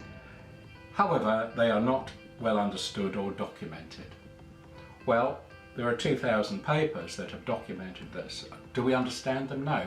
The whole point of this is do not roll out 5G until we understand these mechanisms. That's the whole point.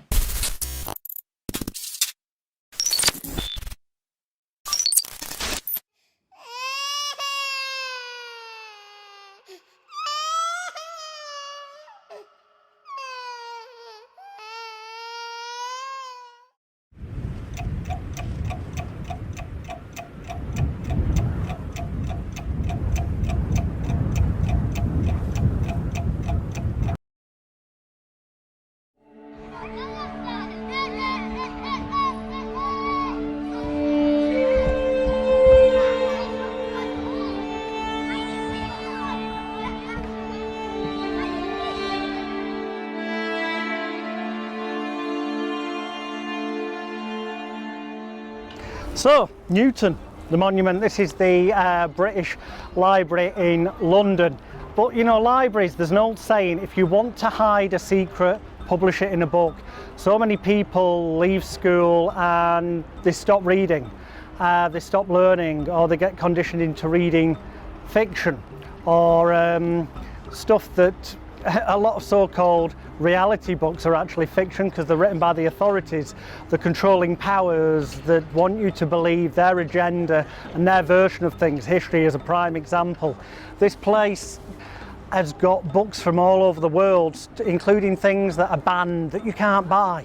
Why ban a book? We're supposed to have freedom of speech, unless of course it becomes too obvious and it goes against what the people at the top of the tree want you to believe. When you go into education, or as it's quite often, well, I prefer to call it the indoctrination system, unless you're in a position where you're in the top echelons of the financial and social classes, where you may end up one day in Oxford or Cambridge or Eton, where most politicians are pulled from later in life. Unless you're in one of those social classes loosely connected to the bloodline somewhere, however distantly, that run the world, then the chances are that you won't be going to a private fee-paying school where there is more, shall we say, a more element of control over what you learn. I sum it up as this: school, look at it. It's all about what you're really learning. It's to memorise information. Memorise, recall, repeat. In exams, you get questions, you've got to remember what you've learned, recall it, repeat it, but in your own words, which is being obedient, because you follow the authority figure. What they've done right is they've memorised and learned what they were told. They've then recalled it and repeated it under the instruction of the authority figure telling them to. And then when they get rewarded by the tick or the star or well done, pat on the back, and they feel good, they attach the emotion of it feels good to what? Follow the authority figure, be obedient, do what they say, memorise, repeat, follow, recall. It truly is the powers that be, and then the power filters down to the people who don't know what's truly going on because they've been brainwashed.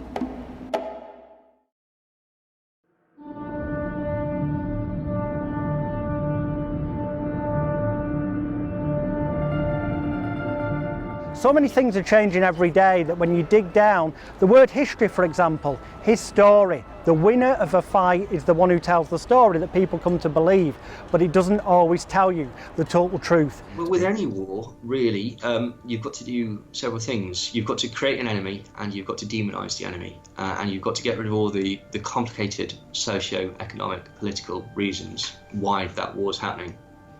For example, if you're talking about the First World War, don't talk about the Orient Express and the fact that all of a sudden, like, Germany could get oil from the Middle East. No. It was the Hun, or it was the invasion of Belgium, or whatever. You have to demonise these people, and this is done through propaganda. You've then got to convince two sets of people that what they're doing is right. You've got to essentially get the tacit approval from people at home that go, even though war is a horrible thing, this is a justified war. You get this concept of the Great War, the Good War, the Second World War being a good war. I'm not entirely convinced that it is. I think it's a bit more nuanced than that. And then you've got to get the people who are actually going to do the killing to want to do the killing, and that means in a practical sense and in a moral sense. And in a moral sense, basically, you've got to, as I say, demonise them, position themselves as the heroes, and convince them that their sacrificing, going so far as even to sacrifice their life, is a worthy cause. It's a crying shame that so many people have died in wars, and I'm not just talking World War I and World War II. There's so many different wars and conflicts that don't even get reported in the news media. But you know, the powers that be hold it up that it's a good, valiant thing to do, to go and serve for your country, to fight, to potentially put your life on the line, to protect your loved ones and your nation. But think deeper. Who are you really protecting? The powers that be. Dig even deeper, and unfortunately you find the horrifying truth that the real powers that be funded both sides of the major wars. They supplied weapons to our so-called enemies. They funded the deaths. They funded the atrocities. They are arguably responsible for the death of their own civilians indirectly. War is a racket, to quote someone who knows more about it than me. And it creates loads and loads of opportunities for people to abandon their morals and make money. For example, in certain elements of the trenches in the First World War, when they got there, when the war was over and people examined it, they realised that they were made with British concrete. And there's also sort of examples of, you know, American oil companies providing materials and petrol, etc., etc., etc., to ensure that the Nazi war machine continued to be a functioning effort because they were making money off of it. Look at the bigger picture. Dig deep. It's not good to go and fight at war. But we're given the impression by memorials and things that it's something to look. It's terrible these people died, but memorials also give a subliminal impression that it's a good thing to do to go to war. It never is. It never is. Look, who stands to gain? Quite often it's about power, money, control, or both.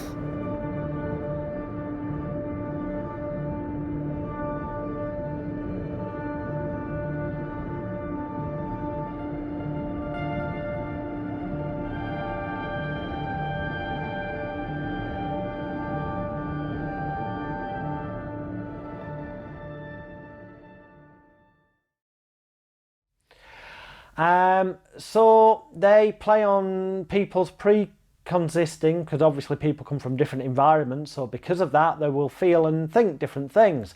So they will, rather than helping people set free and teaching them, control your mind, be nicer with people, love one another, look after each other, and if people did, they'd end up kind of becoming more alike in their end aims, because everyone would have the similar outcome aims of peace and love, calmness, and, you know, all good things.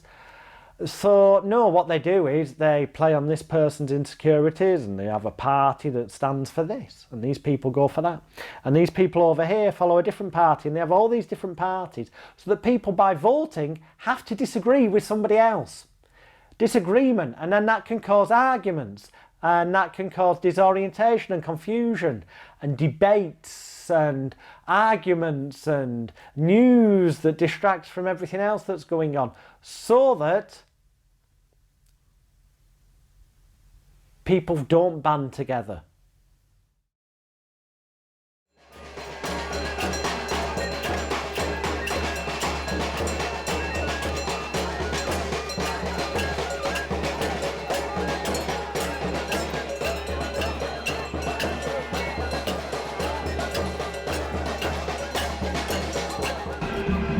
Well, it's all happening today. Here we are at Buckingham Palace. Yes, the Royal Palace, where Her Madge lives, the Queen. The Queen, do some research. Real name, Saxe-Gothenburg. Changed it to Windsor to sound more British. Actually, background, German. How interesting. And yet we fought a war against Germany. And the irony of it is, our head of state is of German heritage. Things in Parliament have to be signed with royal assent. At the end of the day, the puppet master, one of them, for the powers that be, behind us right now, especially because Donald Trump's over here doing a visit.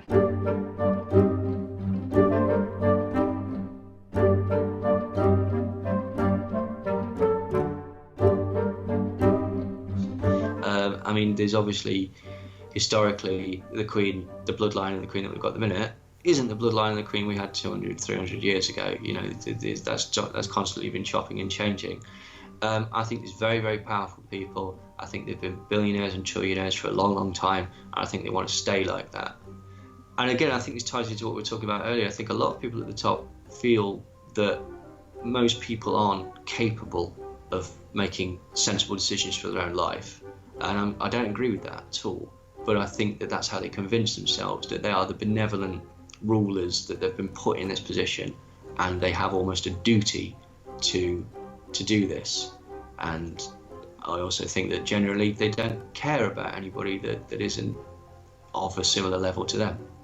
This filters all the way down through secret societies, through the bloodlines, and the kind of only bit that we get a glimpse of or see is royalty. They're held up as a respectable authority figure to look at, something to be idolised and praised so they become a tourist attraction. Go and look at the palace. Go and spend money on looking at the palaces. And, you know, they're used as distractions from what's going on behind the scenes, so that we're supposed to get all excited about the fact there's going to be a new royal baby born.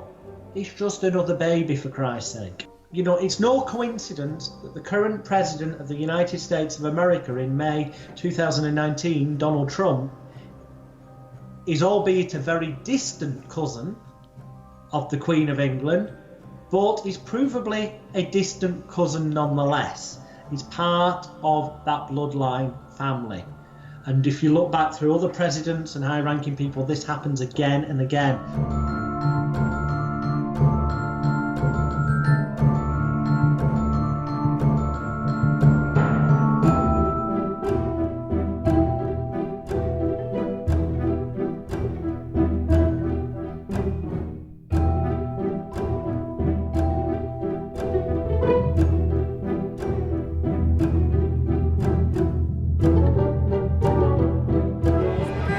This is an example. You don't need to go to this extreme, but when people band together, there is a power, there is an energy.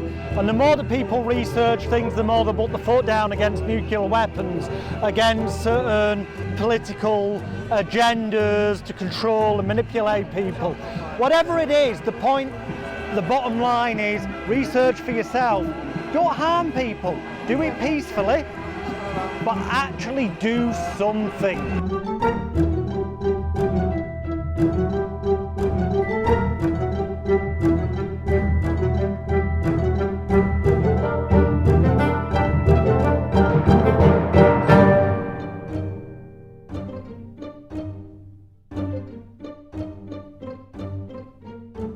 The higher you go, the sort of, like, for example, at the minute, like, I'm looking at the Heritage Foundation, which is very, very elite families and elite businesses, and they seem to have an incredible sort of control over who gets selected in American presidents, or who's the Republican candidacy. Now, that's incredible that a think tank has that amount of influence over who the candidate is.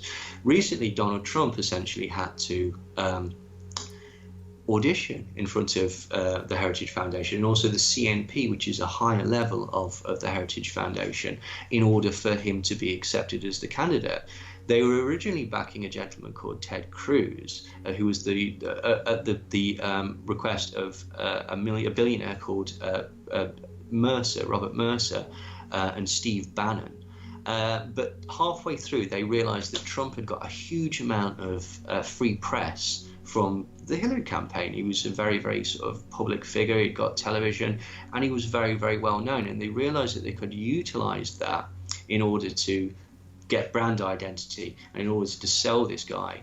And Trump had to audition in front of the Heritage Foundation and the CNP and essentially take on board what they wanted for his policies. And only when he agreed to have an anti-abortion, anti-LGBT, tax cuts for the rich, pro-military, anti-climate change, pro-big oil policy mandate, did they agree to back him? If you like, the people in the Houses of Parliament, when you study and look deep into the stuff we've looked at, ultimately do, generally speaking, what they're told to do. It's a pantomime, it's a puppet show. There's people pulling their strings behind the scenes.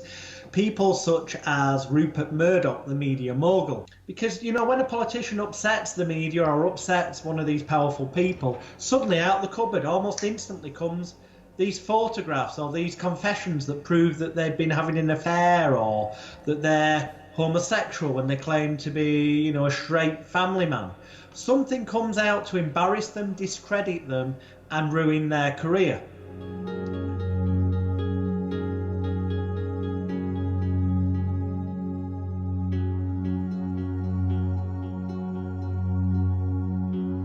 The Houses of Parliament, this is where the circus is run in England.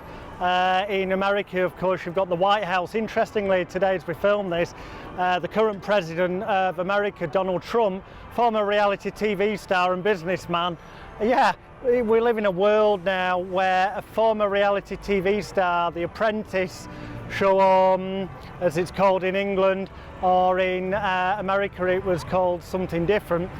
But Donald Trump was the guy who said you're hired or you're fired. He's running America, apparently. It's ridiculous, it sounds ridiculous. And the circus is run here in England, Houses of Parliament. You know, they're hand in hand with the media. Murdoch's always backed the winning horses, as have the other media. They manipulate the mass populace. But look at things. If you research, you'll find when there's some kind of news story that captures the national interest, everyone's talking about that news story, and then it distracts from the fact that they're passing new laws behind the doors in there. And if you dig deep, you see that take away more and more of your freedoms, but the public don't kick up a stink because it doesn't get reported by the media. They don't find out about it. They get to find out about some false flag event, some terrorist incident that's occurred conveniently on the same day as laws are being passed in the Houses of Parliament or the House of Commons or House of Lords to take away more and more of your freedoms. Why do none of these nationalists promote nationalist ideas? Why do none of them promote what's brilliant about England, or what's brilliant about America, or what's brilliant about... All they do is they talk about this threat of it being taken away, and they don't define what it is, because if you define what it is, people are going to disagree with you. Make America great again. What is America? What is America? Is it a corporation? Is it California? Is it New York? Is it this ideology? Is it this ideology? What does making do? Making, who's going to do it? You? Great. What does great involve? Does great mean that it's economically powerful? Does great mean that it's the kindest planet on country on the planet? What do any of these words mean? And again, when was it great? Now, what that's harking back to is, again, this concept of an imagined past, a rose-tinted past that never really existed. That's just beyond the horizon, and if only we could get back to that. And that's vitally, vitally important, because it ties into this concept of cults. You're creating this mythic idea that is unachievable. It's a corrupt system. I mean, we're only going to mention things like Kennedy assassination and things to know that when you look deep, MK Ultra, Mind Control Ultra was definitely involved. I'm not saying that they actually mind controlled somebody to commit the assassination, but I do believe they mind controlled somebody to look like they'd done the assassination. I don't believe it was the bullet from their gun that did it, but they ended up being mind controlled into doing what they thought was an assassination, albeit they made sure nothing went wrong by doing it themselves, and this person becomes a fall guy or a patsy. And why would you want to get rid of certain presidents? Well, if that president wants to get rid of the banking system the way it was known and make it more honest so that people benefit as a mass populace, then obviously that's not in the interest of the bankers and the powerful bloodlines and families that control the world. So you're suddenly going to disappear.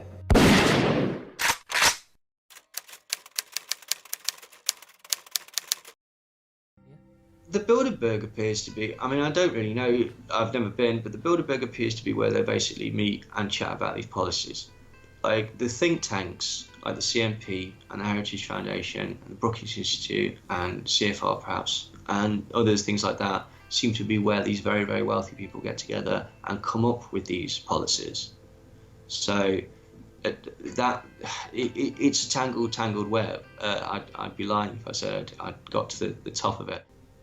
I know people want it to be 13 families and a united idea of a one world government, and slowly moving towards this idea of, like, you know, there's a definite ending. And I don't think there is. I think it's more like the gods of Olympus, where they're warring and they're incompetent.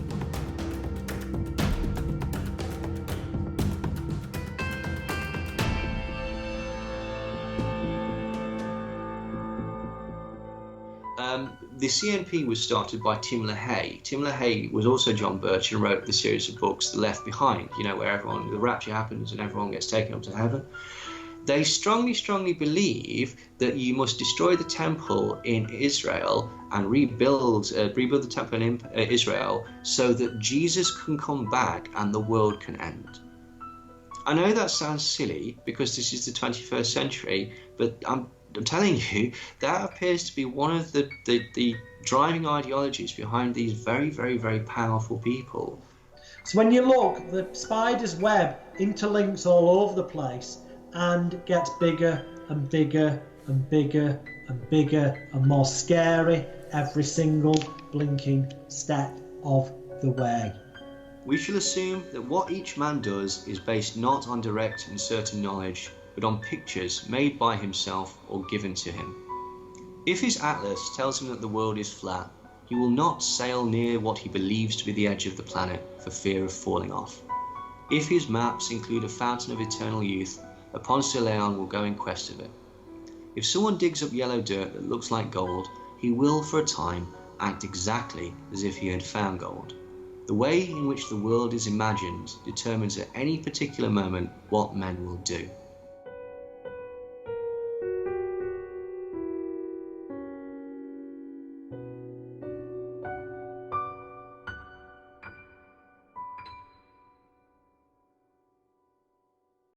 Because if we were to start to band together, love one another, and go for a mutual aim of a world where there was abundance for everyone, there's more than enough money or resources in the world, because money's just an illusion, there's more than enough resources in the world for everyone to live like millionaires. But you don't need £1 million to live like a millionaire, because what is a true millionaire? Someone who can feel happy, calm, relaxed, and enjoy every moment of life, living in the now rather than being stuck in the past or fearing the future. So it's about making decisions that are right for you. And to be honest, I'm not the one to tell you this, because I'm not you. I don't know what you want, and I don't know what other people want. I don't know your personal situation. I don't know what makes you happy. I think it's literally about trying to find a path that is suitable for you. How would I like to be remembered?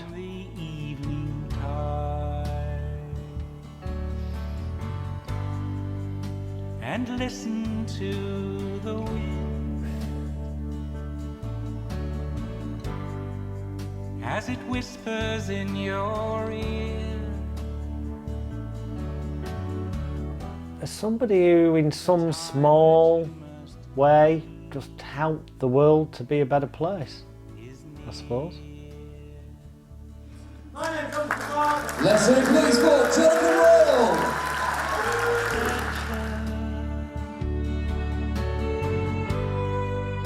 Your friends are waiting there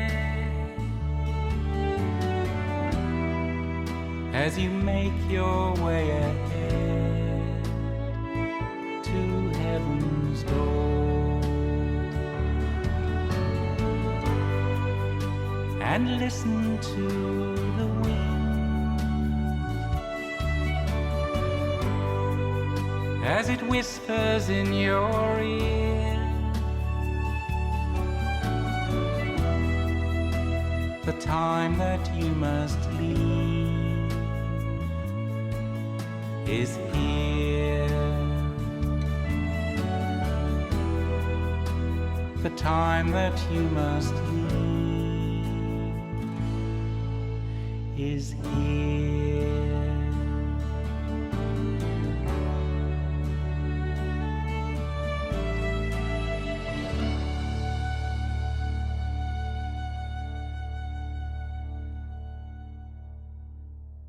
Okay, this might be a bit noisy, but as you look around, what's happening right now on the 3rd of June 2019 as Donald Trump, the current president of the USA, visits England, people have gathered at Buckingham Palace for a peaceful protest to put resistance against nuclear arms and similar things. And that's what it's about, people actually saying no, people peacefully protesting and taking control and going, no, I don't have to listen to you because you're the perceived authority figure.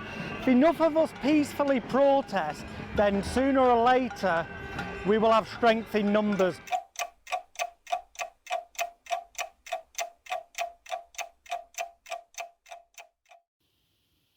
So there you have it. That was Extreme Danger, Extreme Hypnosis.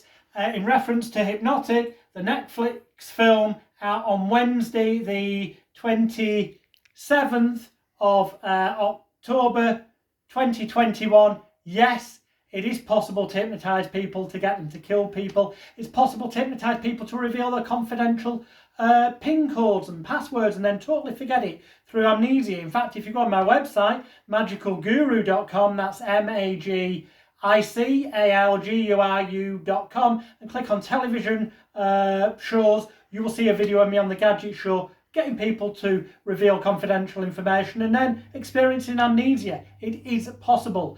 Yeah, it's as simple as that. Anyone who tells you it isn't is lying to you or doesn't know what they're talking about.